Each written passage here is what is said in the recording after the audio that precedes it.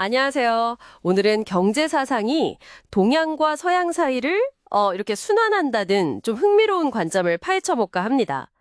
여러분이 보내주신 자료들이 주로 이 대순 사상의 순환적 경제관, 여기에 대한 연구 논문들이더라고요. 그래서 이번 탐구의 목표는 이 대순 사상의 시각으로 경제, 또 종교, 윤리, 이게 어떻게 서로 얽혀서 순환하는지, 그리고 이게 서양 경제 사상과는 또 어떻게 연결되는지 그 핵심을 좀 알아보는 겁니다. 바로 시작해 볼까요? 처음부터 좀 놀라운 이야기로 시작해야 할 것 같은데요. 우리가 아는 그 서양 자본주의 사상의 뿌시가요. 사실은 동양 종교에 있다는 그런 연구가 있다고요. 특히 그 마테오 리치, 그러니까 이마두 신부 이야기가 좀 눈에 띄던데요. 네네. 그게 상당히 흥미로운 지점이죠. 실제로 18세기 중반까지는요. 유럽 지식인 사회에서 서양 문명이 중국에서 왔다. 이런 시각이 꽤 상식처럼 받아들여졌어요. 그러다가 이제 여러 이유로 좀 잊혔다가 최근에 다시 조명받고 있는 거거든요. 아, 그랬군요. 그 막스 베버가 종교랑 경제관계 분석한 건 유명하잖아요.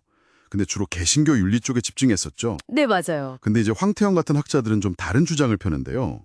당시 굉장히 부유했던 중국의 모습, 그리고 예수의 선교사들이 번역해간 중국의 그 부국강병 사상 있잖아요.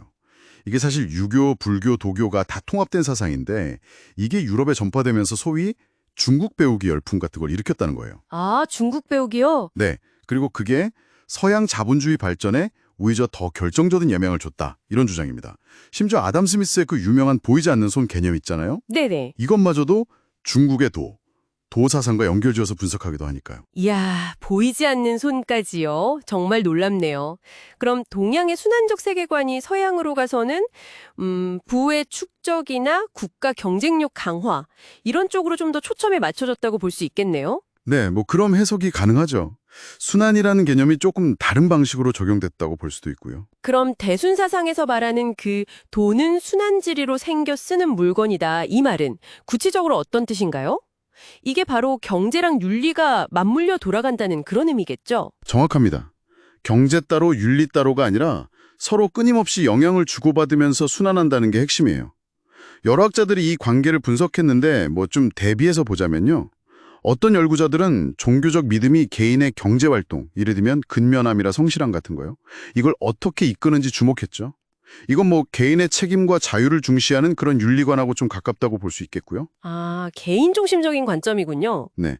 반면에 다른 쪽에서는 화폐 자체가 점점 목적이 되어버리는 현상이라든지 아니면 그 이기적인 교환 너머에 있는 증여나 선물 같은 상징적 가치 있잖아요.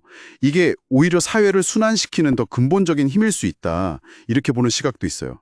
인류학자 마르셀 모스 같은 분들이 이런 걸 강조했죠. 증여나 선물요? 네.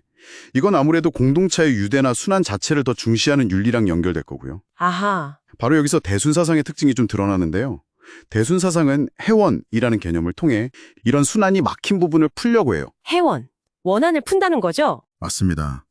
깊이 맺힌 원한이나 억울함 같은 걸 푸는 건데 이걸 경제적인 불균형이나 갈등 해소 문제와 연결시키는 거예요. 그래서 생산과 재분배가 좀 원활하게 순환되도록 하는 그런 윤리적인 실천, 이걸 강조하는 거죠.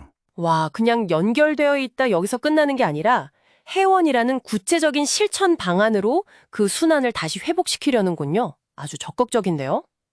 그럼 이런 순환론이 단순히 경제 윤리에만 머무는 건 아니겠죠. 더 큰 역사관이나 종교관과도 뭔가 연결될 것 같은데요? 그럼요. 거시적으로 보면 경제는 결국 사회나 문화 속에 깊이 뿌리내리고 있다는 주장들이 많죠. 칼 폴라니 같은 학자는 사회 공동체가 무너지면 시장 경제도 결국 지속될 수 없다고 봤거든요. 네, 그렇죠. 동양사상 쪽에는 예로부터 하늘, 땅, 사람, 즉 천지인이 조화롭게 순환한다는 삼재 사상 같은 게 있었고요. 아, 삼재 사상. 네, 대순사상 연구도 바로 이런 큰 맥락에서 이루어집니다. 그러니까 단순히 과거의 어떤 신종교로만 딱 규정하는 게 아니고요.